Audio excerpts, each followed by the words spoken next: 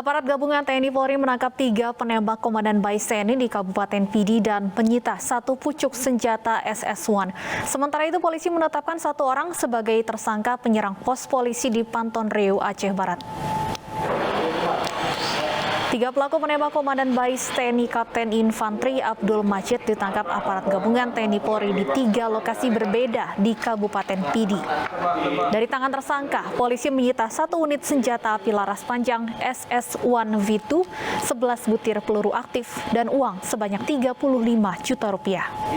Saat ini pelaku ditahan di Polres Pidi untuk pengembangan. Yang mengajak angkatan.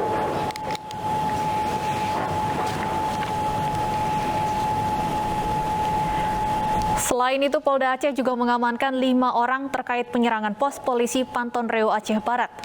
Dari 5 orang, 1 diantaranya ditetapkan sebagai tersangka dan ditahan di Mapolres Aceh Barat.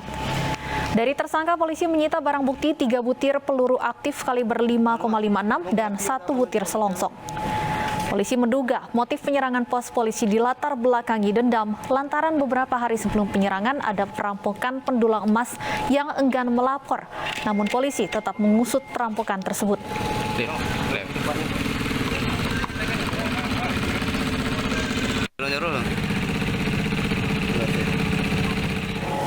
Dan pemirsa, untuk memperbarui informasi terkait penembakan di Aceh, sudah ada Kabid Humas Polda Aceh, Kombes Winardi. Selamat sore, Pak Winardi. Selamat sore, Mbak. Baik, Pak Winardi, saya ingin tanyakan terlebih dahulu terkait penyerangan pos polisi di Aceh Barat. Sudah ada 5 terduga pelaku yang ditangkap, namun mengapa baru 1 yang ditetapkan sebagai tersangka, Pak?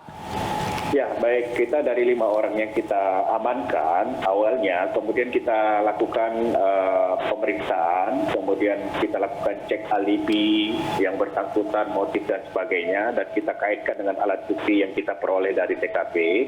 Maka kita peroleh bahwa hanya 1 yang terkait, yaitu tersangka DP ini dengan barang bukti 3 peluru aktif dan 1 selongsong kalibernya sama 5,56. Nah, dari keempat orang yang lain, karena alibi mereka bisa dikonfirm oleh saksi-saksi yang lain, maka kita lepaskan mereka. Jadi yang 1 ini sampai ini kita tahan di Polres Aceh Barat. Baik, artinya bisa dipastikan pelakunya hanya 1 orang ya, Pak? Belum, jadi itu masih kita lakukan pengembangan. Jadi kita kepengembangkan lagi, kita cari kemungkinan-kemungkinan yang lain dan motif-motif yang lain yang bisa terkait dengan penembakan di Pospol. Baik, untuk hasil pemeriksaan sementara, apa motif terduga pelaku ini melakukan penyerangan?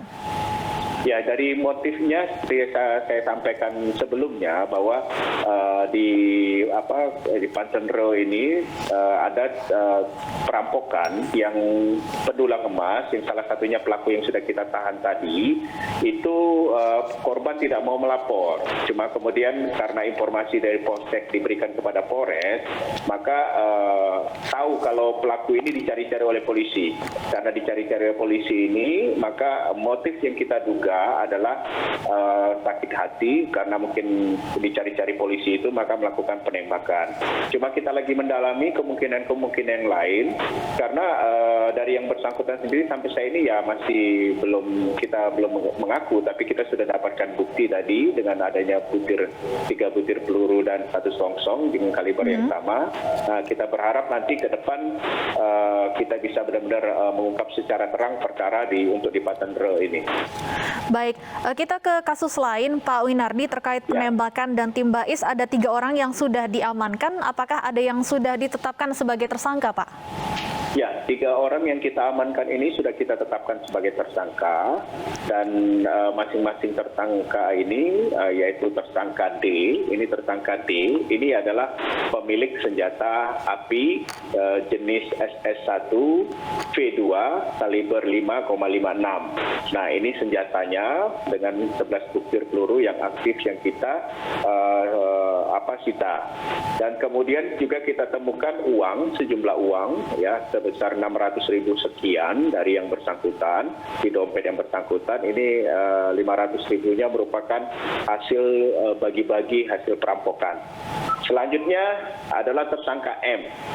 Nah, tersangka M ini yang merupakan tersangka yang kenal dengan korban. Jadi kenal dekat dengan korban, tahu keseharian korban, dan tahu kalau korban sering bawa uang dalam tasnya. Maka sehari sebelumnya tersangka M ini dia melakukan pertemuan dengan 3 tersangka lain, yaitu tersangka D dan tersangka F.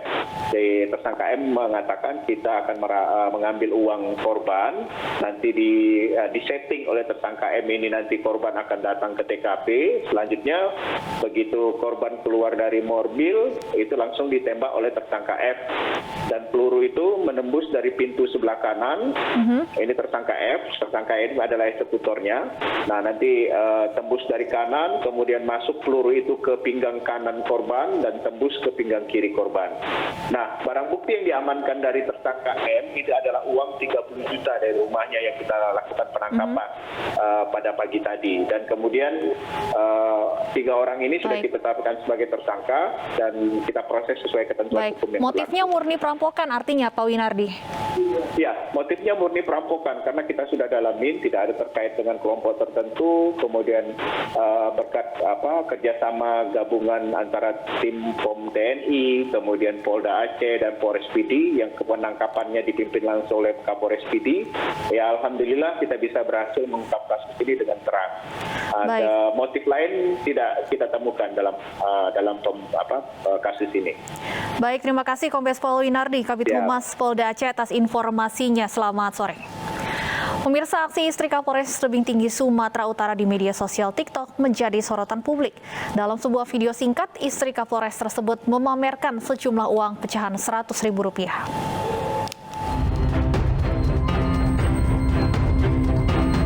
Tangkapan layar dari sebuah video yang diunggah di TikTok viral di media sosial. 2 orang wanita memamerkan setumpuk uang pecahan Rp100.000. Diketahui salah satu wanita dalam video adalah istri Kapolres Tebing Tinggi. Hal itu pun dibenarkan Kapolres Tebing Tinggi AKBP Agus Sugiarso melalui percakapan WhatsApp. Agus juga mengatakan kasus ini tengah ditangani Bid Propam Polda Sumut. Sementara Kapolda Sumut mengaku akan menindak perbuatan tersebut. Ia juga berpesan agar berhati-hati dalam menggunakan media sosial. Makanya hati-hati menggunakan jari. Terhadap masyarakat juga, tidak hanya anggota polisi. Ya, mungkin foto pamer uang itu pamer apa benar?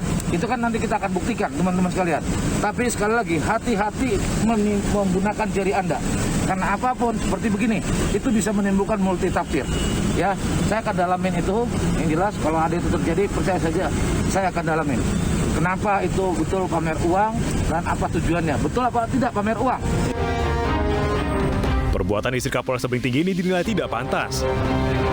Video diunggah oleh akun TikTok @cimot_512 yang kini telah dihapus. Dari Medan, Sumatera Utara, Ahmad Ridwan, iNews melaporkan. Kita ke informasi lain, pemirsa, libur akhir pekan sejumlah objek wisata di ibu kota ramai dikunjungi warga. Namun sayang masih banyak warga yang tidak mematuhi protokol kesehatan dan diberi sanksi oleh petugas yang berjaga.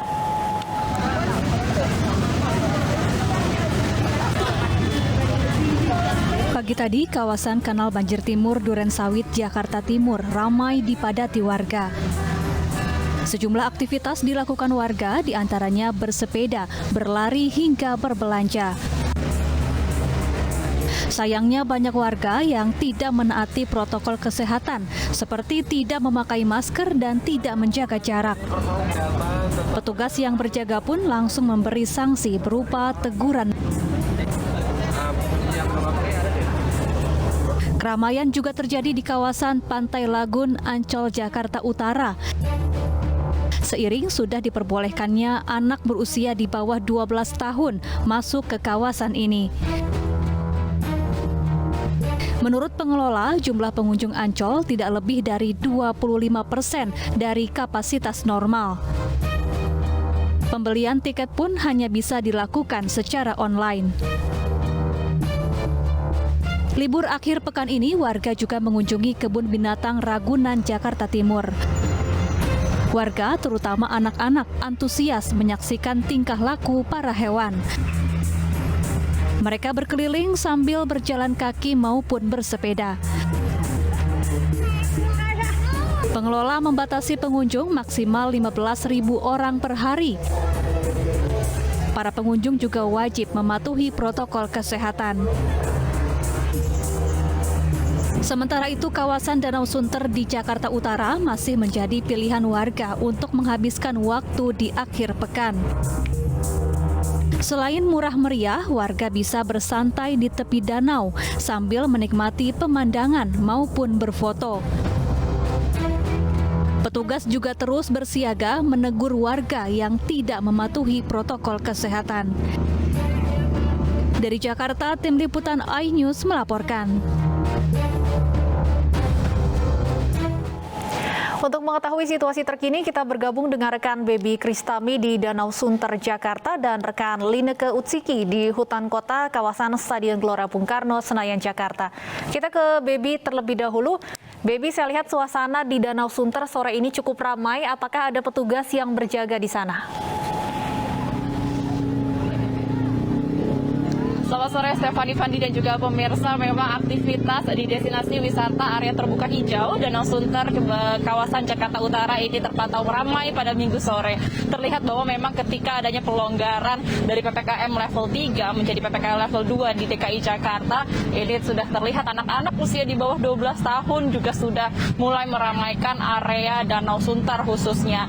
Terkait mengenai penjagaan oleh Satgas COVID-19 setempat, ini kami juga melihat sejumlah personel bersiaga untuk mengingatkan dan juga menegur bagi para pengunjung yang tidak menerapkan protokol kesehatan secara tepat, khususnya memakai masker dan juga menjaga jarak. Selain itu pula, Satpol PP juga berjaga di area Danau Sunter ini supaya nantinya jika ada aturan yang tidak dipatuhi oleh pengunjung di Danau Sunter ini akan juga langsung ditegur. Terkait pula mengenai jam operasional untuk Danau Sunter ini, nantinya juga sekitar pukul 17.45 sampai dengan 18.00 waktu Indonesia Barat, maka Satpol PP nantinya akan melakukan pembersihan area, dalam arti berarti pengunjung tidak diperbolehkan lagi untuk melakukan aktivitas di sekitaran Danau Sunter. Memang aktivitasnya bervariasi, Stefani dan pemirsa. Banyak pula pengunjung yang melakukan aktivitas olahraga seperti bersepeda, lari sore, selain itu juga duduk santai di tepi danau, bahkan seperti menikmati jajanan sore bersama dengan sanak keluarga dan kerabat. Namun yang perlu menjadi catatan adalah ini hal yang masih sama jika dibandingkan dengan PPKM level 3 beberapa pekan terakhir, yaitu pada saat PPKM level 3 ini wahana wisata air tidak diperbolehkan untuk dibuka atau untuk dibuka untuk umum. Namun juga pada saat hari ini sudah memasuki PPKM level 2 untuk wahana wisata air ini masih belum dibuka untuk umum. Kembali ke studio, Stefani, Fandi. Baik, selanjutnya kita langsung menuju ke kawasan GBK Jakarta. Lineke, seperti apa penerapan protokol kesehatan di hutan kota GBK? Ya, Stefani dan juga pemirsa, berkenaan dengan penerapan protokol kesehatan di hutan kota Gelora Bung Karno ini dikatakan sudah cukup baik karena dari para pengunjung yang ada di sini, ini dapat dikatakan mereka sudah memiliki kesadaran yang cukup baik. Karena tadi kalau kita pantau, langsung saja saya tunjukkan bagaimana aktivitasnya. Kalau kita lihat kebanyakan pengunjung yang datang di sore hari ini adalah anak-anak muda yang memang datang ke sini untuk berpiknik. Mereka membawa tikar maupun makanan tersendiri. Kemudian juga mengingat memang untuk konsep yang ditawarkan di hutan kota ini adalah konsep piknik bergaya urban, ditambah lagi panorama-panorama yang ada di hutan kota ini adalah panorama dengan gedung-gedung pencakar langit yang beririsan dengan pepohonan maupun rerumputan yang ada di hutan kota. Untuk protokol kesehatan ini tentu menjadi selalu dapat dikatakanlah menjadi tantangan tersendiri ketika berbicara mengenai di ruang terbuka hijau, tetapi kesadaran dari masyarakat sudah cukup baik, mengingat mereka ketika beraktivitas contohnya seperti makan ataupun swafoto memang mereka melepas masker, tetapi ketika sudah menyelesaikan aktivitasnya ini mereka langsung mengenakan masker kembali. Dan bahkan rata-rata pengunjung yang datang di sini kita lihat memang grup begitu, dalam artian datang bertiga ataupun hingga dengan 5 orang bersama dengan kerabat maupun keluarga. Tetapi ketika mereka tiba di area dalam dari hutan kota ini mereka langsung mencari lokasi ataupun titik yang jaraknya ini sekitar 2 hingga dengan 2,5 meter dari pengunjung yang lainnya untuk menjaga jarak. Tidak hanya itu saja, kalau kita lihat juga cukup banyak begitu anak-anak di bawah usia 12 tahun yang turut serta dibawa oleh keluarga mereka, mengingat memang untuk anak-anak di bawah usia 12 tahun ini sudah diperkenankan untuk memasuki area hutan kota, tetapi tentunya dengan catatan ini harus didampingi oleh orang tua yang sudah divaksin COVID-19 minimal dosis pertama. Tidak hanya dari pihak pengunjung saja, tetapi dari pihak pengelola tentunya juga selalu bersiaga. Setidaknya kurang lebih ada sekitar 3 personel petugas yang selalu melakukan patroli untuk mengawasi ataupun ataupun melakukan inspeksi mengingatkan kepada para pengunjung untuk menerapkan protokol kesehatan. Kembali ke Stefani. Baik, terima kasih Lineke Utsiki melaporkan dari Hutan Kota GBK. Sebelumnya ada Baby Kristami dari kawasan Danau Sunter, Jakarta Utara. Pemirsa, warga ibu kota yang sudah divaksin sibuk berwisata. Namun di pedalaman masih banyak warga yang belum divaksin lantaran akses jalan yang sulit. Petugas vaksin pun harus berjuang keras menaklukkan medan, menembus medan terjal mencari warga untuk divaksinasi. Inilah perjuangan petugas vaksinasi COVID-19 di Kabupaten Kaur, Bengkulu. Mereka berjuang keras menembus medan terjal menuju permukiman warga di Desa Tanjung Agung, Kecamatan Tetap, Kabupaten Kaur, salah satu desa terpencil di Provinsi Bengkulu. Sulitnya medan membuat kendaraan yang ditumpangi petugas harus terjebak beberapa kali di jalan berlumpur dan terpaksa didorong. Karena tidak mungkin lagi berkendara, para petugas akhirnya jalan kaki di jalan yang rusak di antara belantara sejauh 4 km menuju permukiman warga. Dalam rangka memperingati Hari Sumpah Pemuda, memang dilaksanakan vaksinasi massal. Jadi kami Tripika Kecamatan Tetap akan melaksanakan vaksinasi di daerah Trans Babat. Target kita lebih kurang 200, jadi mudah-mudahan tercapai. Dan memang untuk ke lokasi memerlukan perjuangan karena jalan atau medan untuk menuju ke sana tantangannya cukup berat. Meski menempuh akses jalan yang sulit, tim akhirnya bisa menunaikan tugas memvaksin 144 orang warga desa Trans Tanjung Agung. Meski sudah divaksin, warga diingatkan petugas tetap mematuhi protokol kesehatan, di antaranya memakai masker. Dari Kaur, Bengkulu, Endro Dwirawan, iNews melaporkan. Pengendara motor terkapar di trotoar usai menabrak bus Transjakarta yang tengah berhenti mengangkut penumpang. Kami hadirkan informasinya sesaat lagi.